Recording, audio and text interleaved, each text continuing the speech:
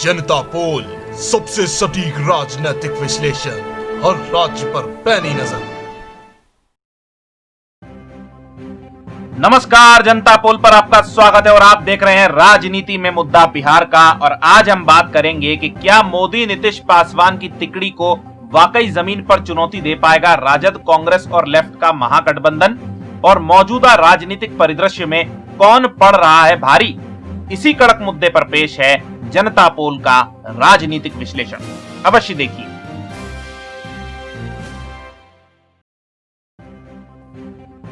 पिछले चंद महीनों की बात करें तो कई महत्वपूर्ण मुद्दे जैसे बढ़ती बेरोजगारी, लॉकडाउन के बाद से अर्थव्यवस्था की और भी ज्यादा बुरी हालत, माइनस में जाती हुई जीडीपी और अब किसान बिल का देशव्यापी विरोध, और विरोध इस कदर कि एनडीए की सरकार में सबसे पुराने सहयोगी दलों में शुमार शिरोमणि अकाली दल की सांसद व मंत्री हरसिमरत कौर बादल ने अपने मंत्री पद से ही इस्तीफा देकर इस बिल का विरोध किया।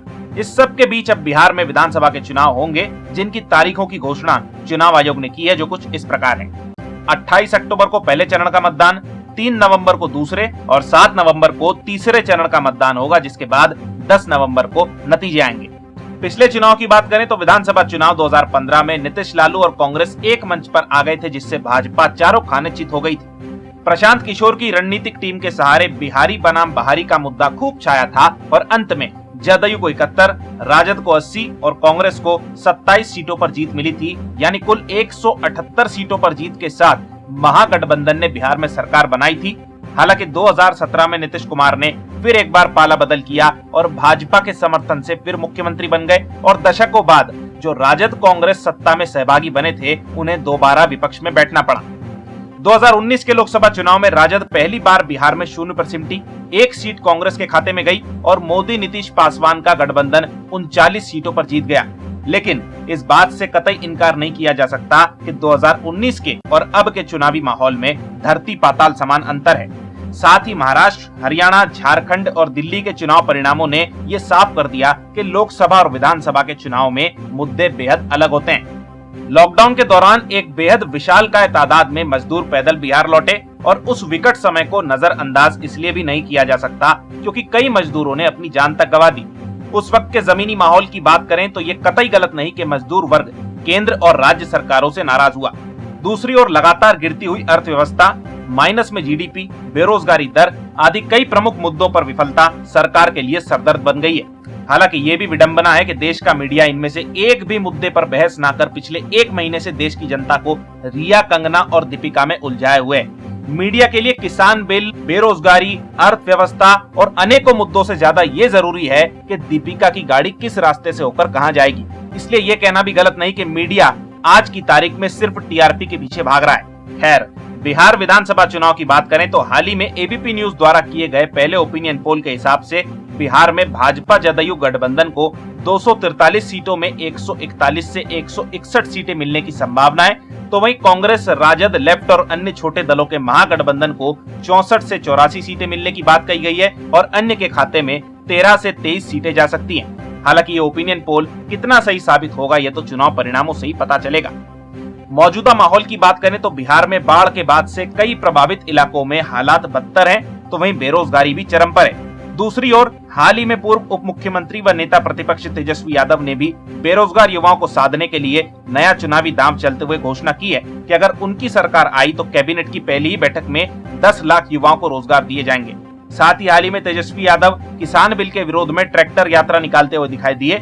यानी किसानों और बेरोजगार युवाओं को साधने की भरपूर कोशिश विपक्ष द्वारा की जा रही है। वहीं उपेंद्र कुशवाहा की राह इस बार महागठबंधन से अलग है और वे बसपा के साथ हैं, तो वहीं दूसरी ओर लेफ्ट इस बार महागठबंधन में शामिल दिखाई दे रहा है, और जीतन राम मांझी की राह भी महागठबंधन से अलग हो चुकी है।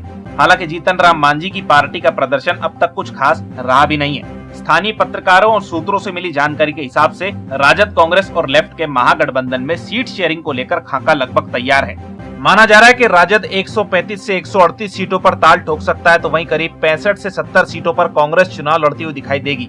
दूसरी ओर मुकेश साहनी की वीआईपी को 7 से 10 सीटें और बाकी 25 से 30 सीटों पर लेफ्ट चुनाव लड़ता हुआ दिखाई देगा। दूसरी ओर एनडीए में कुछ दिनों पहले तक नाराज दिखाई दे रही लोक जनशक्ति पार्टी को भाजपा द्वारा अब सीट शेयरिंग का ऑफर दिया गया है। अंदरूनी सूत्र बताते हैं कि एनडीए में एलजेपी को 27 सीटों का ऑफर दिया गया है, मगर अब तक इसका जवाब एलजेपी द्वारा नहीं आया है। तो एलजेपी का रुख क्या रहता है, ये देखना बड़ा महत्वपूर्ण होगा। रणनीतिक स्तर पर अगर बात करें तो एक और जहां नीतीश कुमार और प्रधानमंत्री मोदी की जोड़ी के सहारे एनडीए प्रचार प्रसार, घोषणाओं और योजनाओं में कोई कसर नहीं छोड़ रहा है, तो वहीं दूसरी ओर विपक्ष मुख्य रूप से किसानों और बेरोजगार युवाओं को साधने में जुटा हुआ है। माना जा रहा है कि महागठबंधन में कांग्रेस जिन 41 सीटों पर पिछले बार चुनावी मैदान में उतरी थी, उन सभी 41 सीटों पर तो वो लड़ेगी, मगर इसके अलावा जिन 20 से 25 नई सीटों पर कांग्रेस मैदान में उतरेगी, उनमें शहरी क्षेत्र ज्यादा होंगे और राष्ट्रीय जनता दल का फोकस ग्रामीण तबके पर अधिक रहेगा। जमीनी माहौल की बात करें तो इसमें कोई दो राय नहीं कि बाढ़ प्रभावित इलाकों, ग्रामीण क्षेत्रों और मजदूर वर्ग के इलाकों में नीतीश सरकार के खिलाफ नाराजगी चरम पर है। तो वहीं दूसरी ओर बेरोजगारी पर युवाओं की नाराजगी ने भी सरकार की चिंताएं बढ़ा रखी हैं। मगर वहीं कई स्थानीय पत्रकार ये भी कहते दिखाई दे रहे हैं कि सरकार से नाराज जनता दो हिस्सों में बटी हुई है। इसमें एक तबका राज्य सरकार के प्रति नाराजगी जाहिर करता तो है, मगर ये भी कहता दिखाई देता है कि भले ही नीतीश से हम नाराज हों, मगर सामने कोई वजनदार विकल्प दिखाई नहीं दे रहा। वहीं दूसरा तबका ये साफ कहता है कि वो सरकार से नाराज है और इस बार राज्य की सत्ता में परिवर्तन करेगा।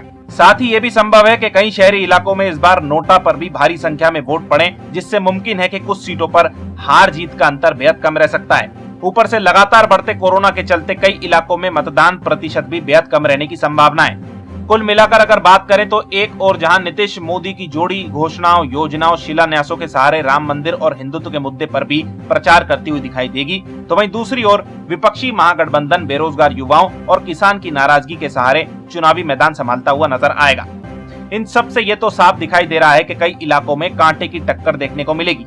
हालांकि नीतीश कुमार का राजनीतिक अनुभव और कद तेजस्वी यादव की तुलना में काफी बड़ा है। साथ ही प्रधानमंत्री मोदी के चेहरे और भाजपा के संगठन के साथ ही कई इलाकों में जातिगत समीकरण साधने में रामविलास पासवान और चिराग पासवान की एलजेपी के सहारे एनडीए और नीतीश कुमार जनता में सरकार के प्रति नाराजगी होने के बावजूद खुद को मजबूत मानकर चल रहे हैं। लेकिन ये भी तय है कि ये एक महीना अब और निर्णायक होगा और यहीं से बिहार के अगले 5 वर्षों का राजनीतिक भविष्य तय होगा। अगर किसानों, बेरोजगार युवाओं के साथ ही ठंडे पड़े व्यापार जगत में सरकार के प्रति जमीन पर पनप रही नाराजगी रोकने में सरकार सफल नहीं हुई, तो हो सकता है कि बिहार में इस बार गुजरात के 2017 के विधानसभा चुनाव की तरफ परिणाम देखने को मिले, जहां कांटे की टक्कर के बीच 99 बनाम 83 का मुकाबला हुआ था, जिसमें नोटा को मिलने वाले वोट सरकार के लिए मुसीबत बन गए थे। हो सकता है कि इस बार बिहार में कुछ इसी तरह की राजनीतिक तस्वीर देखने को मिले।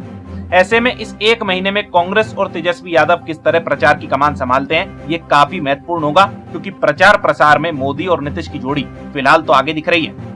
नीतीश कुमार और तेजस्वी यादव के राजनीतिक सहयोगियों की बात करें तो तुलनात्मक रूप से जदयू की सहयोगी भाजपा, जहां राष्ट्रीय स्तर से लेकर जमीनी संगठन तक कार्यकर्ताओं और चेहरों के लिहाज से मजबूत है, तो वहीं दूसरी ओर राजद की सहयोगी कांग्रेस के पास फिलहाल राष्ट्रीय स्तर से लेकर बिहार में राज्य स्तर पर भी कोई ऐसा बड़ा जादुई चेहरा दिखाई नहीं दे रहा, जिससे ये भी साफ दिख रहा है कि कांग्रेस यहाँ प्रत्याशियों की अपनी जमीनी पकड़ और मजबूती के साथ ही काफी हद तक राष्ट्रीय जनता दल पर निर्भर है। और शायद इसीलिए राजद भी 135 से 138 विधानसभा सीटों पर चुनाव लड़ सकता है, तो वहीं कांग्रेस मात्र 65 से 70 पर। यानी ये भी साफ है कि महागठबंधन में हर लिहाज से जवाबदारी राष्ट्रीय जनता दल के पास ज्यादा है, और ऐसे में लालू प्रसाद यादव के चुनावी मैदान से नदारद रहने और हाल ही में रघुवंश प्रसाद सिंह के निधन के बाद पार्टी के लिए चुनौतियां और बढ़ गई हैं। वहीं पप्पू यादव भी इन चुनावों में बड़ी भूमिका में दिखाई दे रहे हैं, तो दूसरी ओर शत्रुघ्न सिन्हा, तारिक अनवर, अली अनवर, मीरा कुमार, शरद यादव आदि और भी कई दिग्गजों की इन विधानसभा चुनाव में क्या भूमिका रहती है, इस पर सभी की निगाहें टिक गई हैं। ऐसे में ये भी साफ दिख रहा है कि शहरी क्षेत्रों में भाजपा जदयू भले ही लोकप्रिय हो,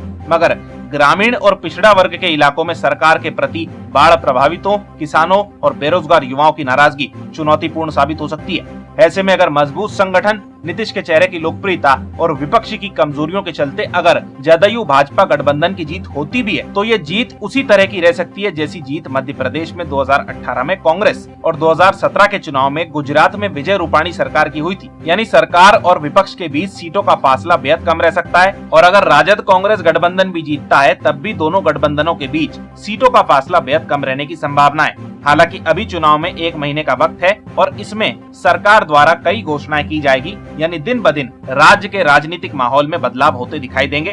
तो आगे क्या होता है देखना वाकई दिलचस्प होगा। खैर, राजनीति, रणनीति, चुनावों और अन्य मुद्दों पर विश्लेषण लगातार होते रहेंगे। हमारे साथ बने रहने के लिए धन्यवाद। देखते रहिए जनता पोल। जय हिंद, जय भारत।